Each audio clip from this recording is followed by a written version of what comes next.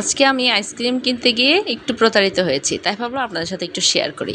ব্যবসায়ীরা অনেক রকমভাবেই ব্যবসা করে, তবে এই রকম ব্যবসা আমার কাছে একটু খারাপই লেগেছে। কারণ বাচ্চাদের জন্য একটা জিনিস কিনতে গিয়েছি, সেখানে যদি এরকম হয়। আর যাই হোক, বাচ্চাদের তো প্রতিদিন বাইরের এই খাবারগুলো দেই না। অনেকে বলবেন এই আনহেলদি খাবার কেনই বা দিচ্ছেন।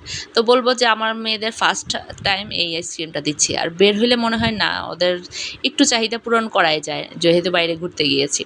তো মেয়েদের ২টা আইসক্রিম দিতে বলে সে জিজ্ঞাসা করেছিল আইসক্রিমের ছেলেটা, বিক্রেতা ছেলেটা, যে আপনারা কয়টা আইসক্রিম নেবেন? ২টা নিয়েছি আমরা।